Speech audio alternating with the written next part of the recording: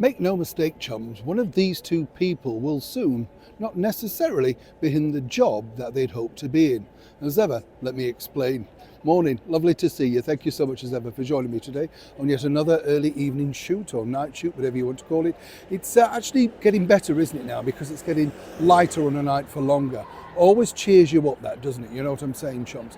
I hate it when nights draw in about 4 o'clock and that's it. And people say the long winter nights. Yes, but long, expensive winter nights when you have to heat your room and all that sort of stuff. Yes, you know what I mean? If you can stay out a little bit and it's still a little bit warmer, cost effective. You see, I can in all then and never lose the sight of money. You know what I'm saying, chums? It's a little bit like this, isn't it? You know, when you have these incredibly well-paid CEOs, you know, I'm never really sure, what's that, I forgot what that title is now, but anyway, that's what they are, CEOs, paid astronomical sums of money. And have you noticed, it doesn't matter how bad they are in the job, suddenly they get another job equally as well paid, or a board member or stuff like that. The other day I read somewhere that Dame Sharon White, you know, the woman who's made an absolute hash of running Waitrose supermarkets over here, well, she could be even considered to be the next Director General of the BBC. I mean, you know, how many messes do you need to make? Do you know what I'm saying? But the BBC gave her a profile. Oh yes, so you never know, do you? I'm sure it's all worth giving your BBC licence fee to that though, definitely.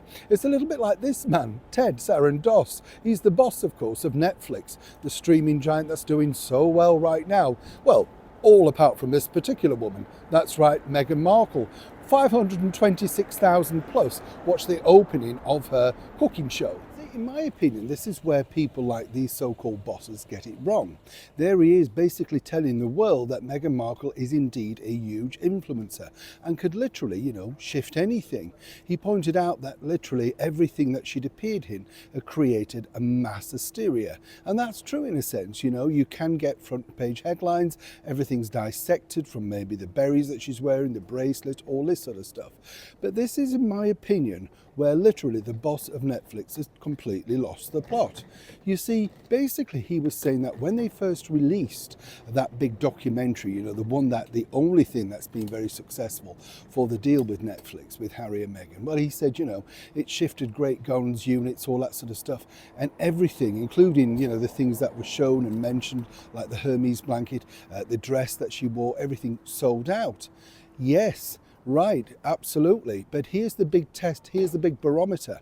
Those particular brands like the Hermes, you know, sort of blanket and the dress and all that sort of stuff, they're very established brands.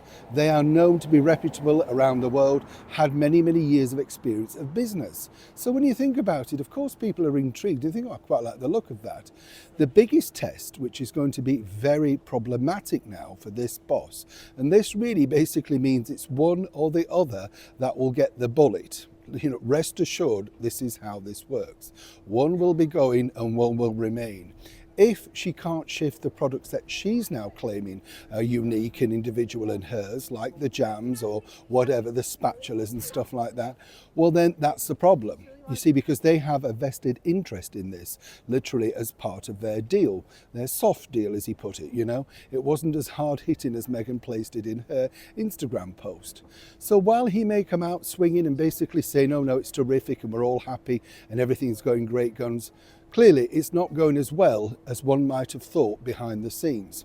And more importantly for her now, he's piled on more pressure without possibly him realising it by saying everything she touches turns to gold. That now is the true test moving forward. And as they launch now those Netflix reality stores that we can go and visit in, if those shelves remain empty, even at discounted prices, then as I said, Ted's got it wrong. And for all the signing, all the big bucks, you've got a huge problem now with what you deem as a star that can literally, well, turn anything to gold. Anybody else feel a little bit sorry for Ted and that ticking clock?